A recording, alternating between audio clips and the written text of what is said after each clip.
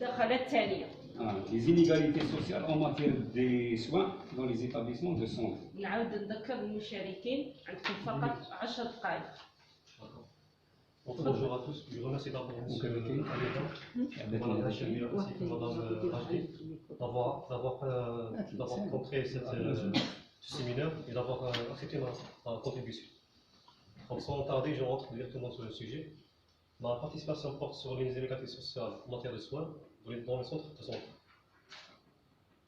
Même si l'accès aux soins est quasiment gratuit dans le secteur étatique, les malades ne disposent pas toujours d'une prise en charge favorable. Dans une petite recherche, on va s'intéresser plus sur les nouveau-nés décédés avant 1 an, issus des mères avec des caractéristiques démographiques différentes.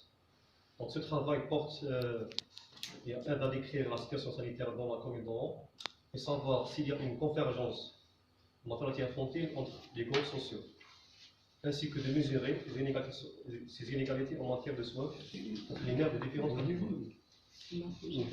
Donc la population cible porte sur 304 nouveau-nés décédés en 2017 et 2018 qui ont été enquêtés dans 3 centres de santé, c'est CHU de Plateau, ainsi que les UAH Al-Fadila et Ibn Yazora. Les dossiers médicaux disposent des données comme la situation économique des parents, ainsi que leur secteur d'habitat. Mais l'étude a besoin aussi de s'appuyer sur une variable biomédicale qui est le poids à la naissance du nouveau-né.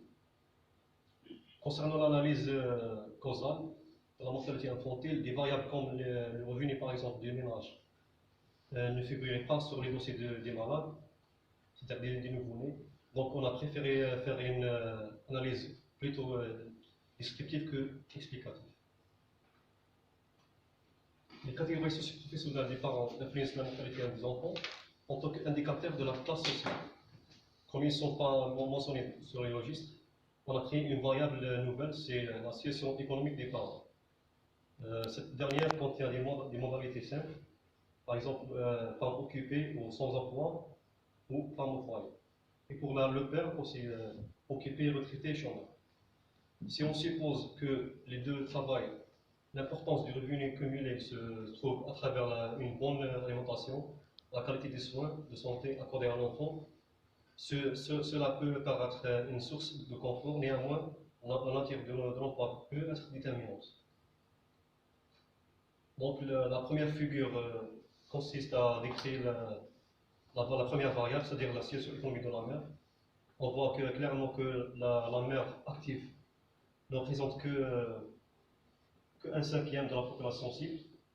Donc, 80% des mères sont inactives, soit femmes au foyer ou sans emploi.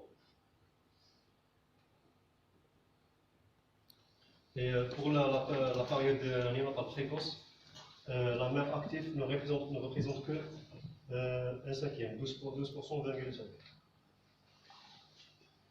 Concernant la situation économique du père, même si le père ne dispose pas d'un travail stable, c'est dans la nature de ce dernier que dépend le niveau de la mortalité infantile. La figure suivante montre la majorité des écrasantes, c'est-à-dire 86% des nouveau-nés sont issus des mères travailleurs. Donc, 11% des retraités. Par contre, si on s'intéresse au père chômeur, qui occupe que 12%, plus la mortalité infantile, plus la moitié de leur enfant a décédé avant la première semaine. Concernant le secteur d'habitat, les inégalités sociales en matière de santé ont toujours été fréquentes de l'UP et monde.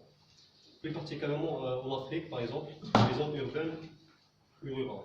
Ces dernières sont à ce jour très peu alimentées en infrastructures sanitaires, ce qui oblige la population à se déplacer vers des villes pour avoir l'accès aux soins. Par conséquent, les centres de santé étatiques d'accueil peuvent être exposés à un surplus de la population et ça limite les places disponibles pour les malades. Environ un tiers, 33%, c'est-à-dire des mères qui ont perdu leur enfant ou leur nouveau-né sont résidés hors wilaya d'Oran. Aussi, dans le même cas, pour les autres secteurs, concernant Oran ou les alentours, mais si on compare les 3 secteurs dans la mortalité néonatale précoce, les pourcentages sont assez homogènes et assez proches, avec une fréquence de mortalité infantile réduite chez les nourrissons des mères hors wilaya. Cela confirme donc qu'il y a une convergence entre les secteurs d'habitat. Concernant la variable biomédicale qui est le poids à la naissance de nouveau-né, il est déterminé par le certificat de nutrition de la mère pendant la grossesse. La mortalité infantile est sensiblement plus forte pour les enfants pesant moins de 2,5 kg à la naissance. Dans la figure suivante, les nouveau-nés avec un poids à la naissance inférieur à 2 kg représentent le tiers de la population enquêtée. Donc, conclusions sans tarder. Auparavant, les inégalités sociales dans le secteur sanitaire connaissaient déjà une large différence entre les diverses classes sociales. Par contre, les résultats de notre étude qui concernent la mortalité infantile ont montré qu'il y a une convergence sociale, c'est-à-dire un rapprochement entre les secteurs et entre les couches sociales, à travers les variables socio-économiques, c'est-à-dire le secteur d'habitat, la situation économique du père et de la mère. Avec l'urbanisation qui a rapproché le rural à l'urbain, les mères rurales suivent mieux la grossesse grâce à l'augmentation du niveau d'instruction. Ajoutons à cela l'instauration des centres sanitaires dans les métropoles oranaises, dans la métropole oranaise. Tous ces paramètres ont fait que les inégalités sociales de la mortalité infantile s'estompent, même s'il reste tout de même des zones urbaines d'habitat diminuées en infrastructure et en besoins sociaux. Et je vous remercie.